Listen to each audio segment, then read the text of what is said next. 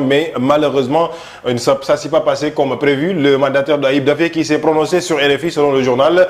Nous avons bien déposé justement donc nos dossiers de candidature au niveau du Conseil constitutionnel, puisque parlons donc toujours de la dépôt, en tout cas du dossier de Ousmane Sonko. Le journal Besbi le jour dépose en tout cas par rapport à ça une ce matin les scénarios, le dossier incomplet, soit une éventuelle victoire à la Cour suprême, mystère sur le plan B en tout cas de ce parti ou bien de cette mouvance politique. Le journal quotidien en a parlé encore une fois. Et pour parler donc de la candidature à la présidentielle, ligne d'arrivée, le dépôt du dossier sera donc arrêté à minuit aujourd'hui.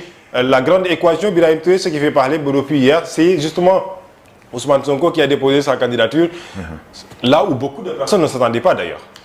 Oui, alors, ils ont, je dirais, trompé tout leur monde, trompé tout le monde.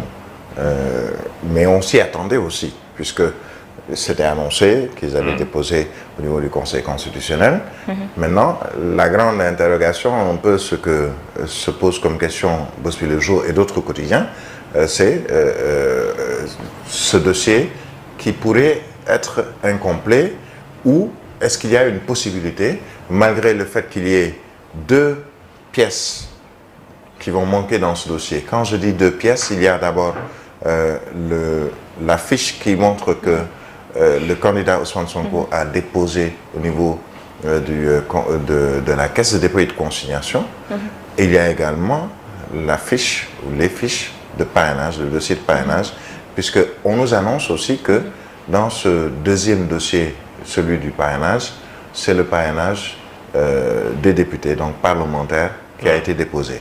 Maintenant, les avocats vont surtout miser sur l'inconstitutionnalité ou la constitutionnalité à travers le Conseil constitutionnel par rapport à ce dépôt, pour dire que nous avons tenté d'avoir nos fiches de parrainage, nous avons tenté d'avoir la caution ou le quitus montrant qu'on a déposé une caution au niveau de la Caisse de dépôt et de consignation, et c'est l'administration sénégalaise qui n'a peut-être pas respecté, selon les avocats de Sonko et selon peut-être son staff politique, c'est l'administration sénégalaise qui n'a pas respecté peut-être une décision ou des décisions de justice en se basant par exemple sur la décision du tribunal hors classe de Dakar. Alors je rappelle que, pas seulement pour Sonko, mais pour tous les autres candidats à la candidature, il y a 9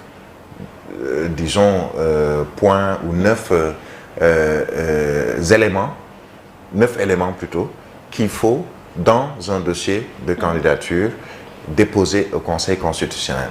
Et ça, c'est l'article L121 du Code électoral qui définit les dossiers qui doivent être déposés au plus tard aujourd'hui à 0 heure au niveau du Conseil constitutionnel.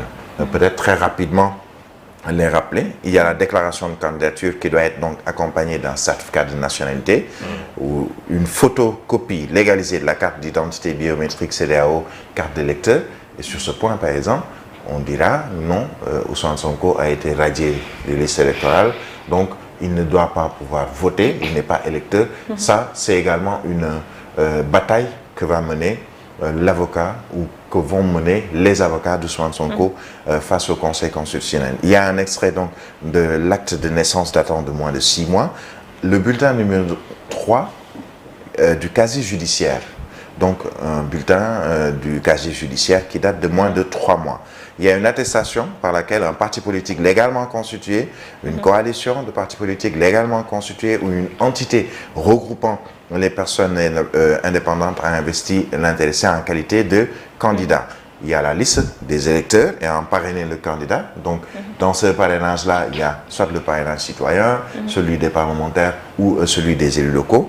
Cette liste doit donc comprendre les électeurs représentant au minimum 0,8% et 1% du fichier général, donc le fichier électoral, ce fameux fichier que l'on attend toujours, puisque certains candidats à la candidature n'ont pas encore ce fichier électoral au complet pour pouvoir peut-être faire une comparaison avec les différents parrains qu'ils ont eus durant cette période. Il y a aussi, toujours dans cette liste de dossiers à déposer, une déclaration sur l'honneur par laquelle les candidats attestent que leur candidature est conforme aux dispositions des articles 4 et 28 de la Constitution, qu'il a exclusivement la nationalité sénégalaise et qu'il sait écrire, lire, parler couramment la langue officielle qui est le français. Et sur, par exemple, l'exclusivité de la nationalité sénégalaise, cette question se pose, par exemple, pour le cas Karim Wade. On verra un peu ce que cela va donner, puisqu'il y a certains qui estiment que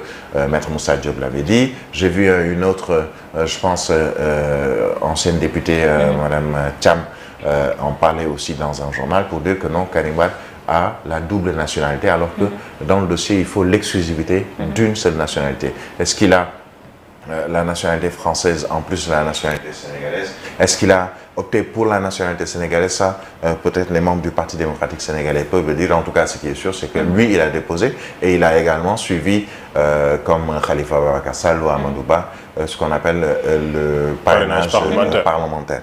Alors, il y a également donc le fait dans le dossier une déclaration sur l'honneur sur laquelle le candidat atteste être en règle avec la législation fiscale du Sénégal. Qu'en est-il aujourd'hui de cette manne financière que l'on dit que Karim Wade doit payer?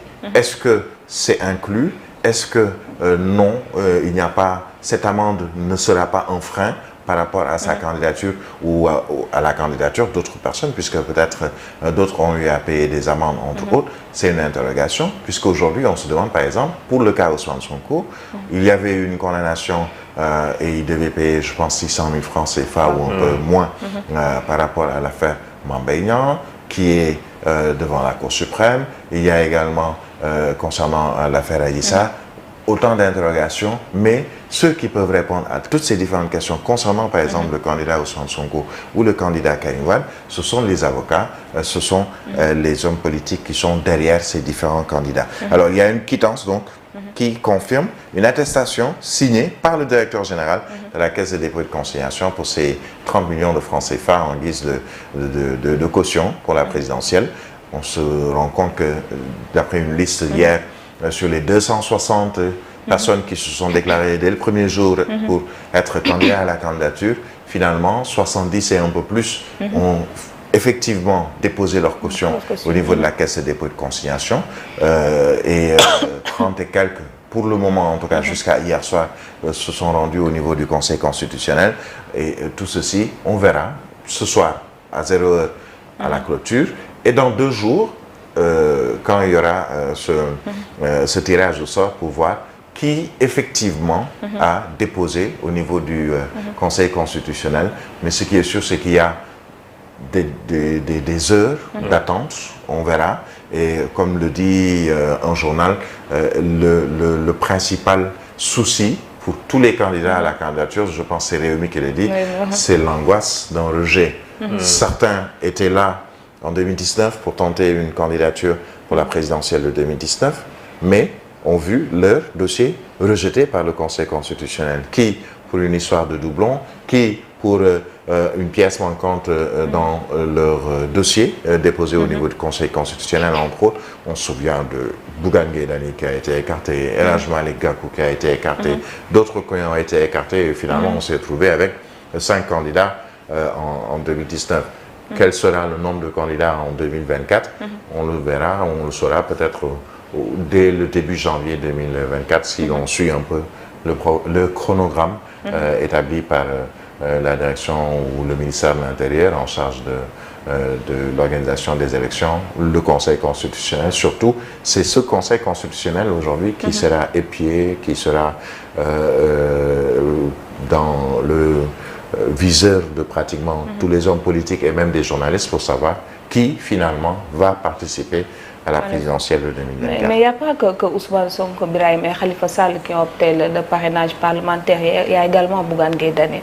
Il y a Amadou Ba plutôt pour le parrainage parlementaire, puisque ayant des députés, il y a Khalifa Ababacar Sall. Alors pour le cas Khalifa Ababacar Sall, on a surtout épilogué depuis 2 jours sur le cas Barthélémy Diaz, député, maire de Dakar, dont le poste de député pourrait être ôté, mais qui sera, même s'il n'est plus député, il sera remplacé par un autre député ou un autre membre de la coalition Taxawu.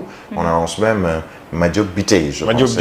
Madiop Diop, c'est ça, le maire de Grand Yoff. Qui est de Taxawu également. Donc, le problème de si Barthélémy est député ou n'est pas député ne va pas se poser, puisque Taxawu a quand même aussi 14 députés à l'Assemblée nationale, et il faut 13 députés pour pouvoir parrainer un candidat. Ousmane Sonko s'est vu également parrainé par ses députés de Yewwi Askan Wi ou une partie de l'ex-Pastef, mais ce sont des députés qui, je rappelle, sont partis sous la bannière de la coalition Yewwi Askan Wi. Donc ce n'est pas le nom Pastef qui va figurer, mais ce sont des députés qui peuvent parrainer ou qui ont parrainé Ousmane Sonko. On a annoncé quelqu'un comme El Hadj Ahmed Aïdara, qui est député à l'Assemblée nationale et qui s'est vu approché par des membres de Pastef ou ex-Pastef ou du directoire de campagne d'Ousmane Sonko pour qu'ils puissent les parrainer. Donc le problème de député ne se pose pas. Là où peut-être il y a eu quelques interrogations, c'est sur le cas Amadou Ba, qui est le candidat de la coalition au pouvoir.